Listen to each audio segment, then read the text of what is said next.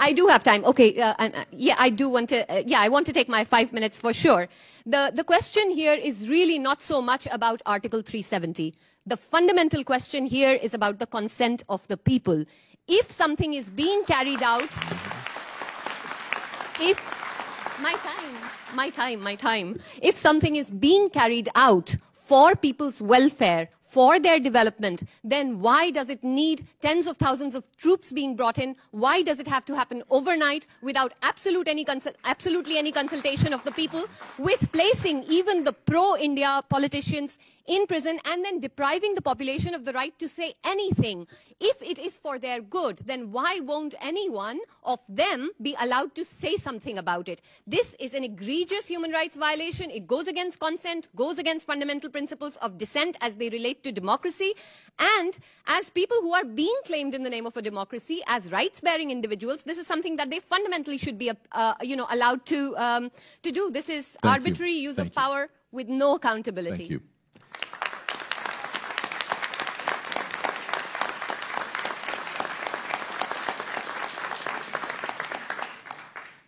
No, I appreciate it, and I believe you have something to contribute. Yes, yes, I'm actually dying to say something. So we recently, me and Atharzia, another Kashmiri, we compiled the first ever volume on women in Kashmir, entirely written by Kashmiri women scholars themselves. And the realities of it are astoundingly worrying. You know, there's the Kunan Poshpura mass rapes. There's various instances of sexual violence, the competing patriarchies of militarization and militancy that women have to face. But Kashmir is not backward when it comes to women's rights. In fact, compared to India, it has always been more progressive. In 1944, the New Kashmir Manifesto, this is important. This is important for the world to know. In 1944, the New Kashmir Manifesto actually specifically had a whole section on gender rights, which if you read today sounds progressive, and is. So Kashmiri women have always had their rights. In fact, much of what has been going on, this is a very colonial move on the part of the nation states around it, of claiming as if they are liberating Kashmiri women, as if they are mere territory.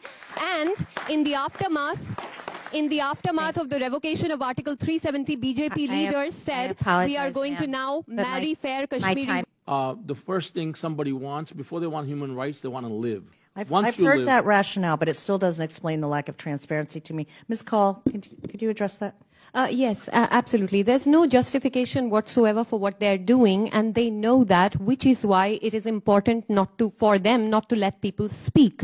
In fact, elderly women in Srinagar who were protesting in Kashmir Valley were detained, arrested, released on the condition that they sign bonds saying that they won't speak to the media. This is just 2 days ago. So it is fundamentally not about violent actors. It is about knowing that what is being carried out is politically and constitutionally not right, and it doesn't have the support of people. I'm sorry, let me stop you before my time runs out, because I just want to say as an observation here, and I wish we had more time for all of you to weigh in, that to me, when there isn't transparency, something is being hidden. And this is what really concerns me terribly.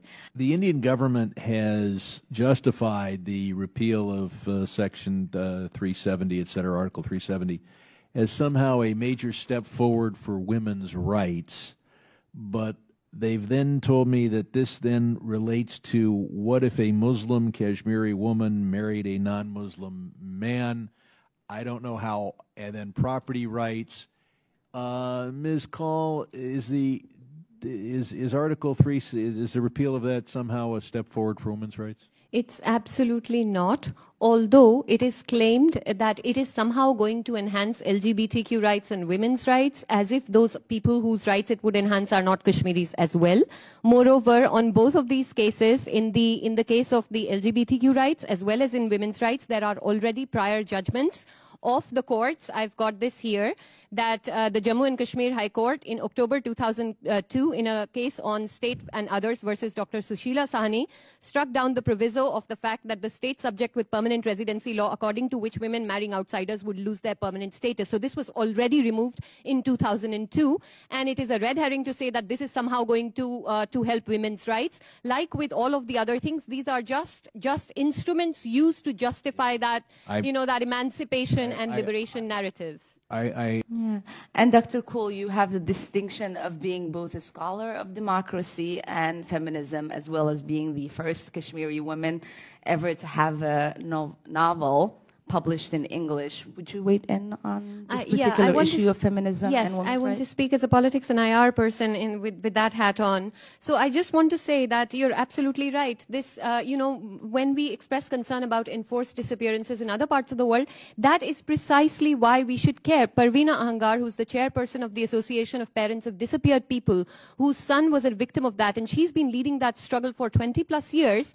On International Day of Disappeared this year, they were not even allowed to gather and mourn, something that they've done on the 10th of every month and at the end of August. So this is an elderly woman, who has led this campaign, who's been nominated for the Nobel Prize.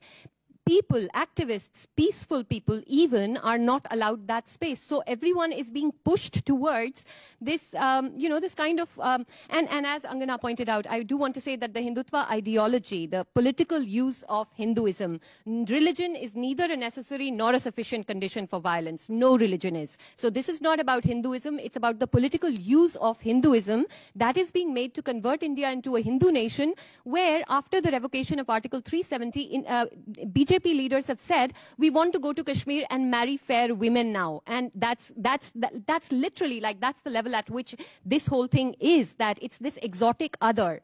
And the reason that all of this continues, the question of territorial integrity, it's really not simple. It's, the British did what they did, but we're in the world now. And as the statement says outside your archives, the past is a prologue. The future is the story that we have to write right now. It's not a simple question of territorial integrity, because Article 370 according to which Kashmir had its own constitution, its own flag, and its control over except for defense, telecommunication, and external affairs, Kashmir was autonomous. That autonomy has been literally taken away, overnight. And that was the article that was keeping that political dispute in some sort of a frozen zone. Now that's gone. And what we are fearing is the worst to come. All right.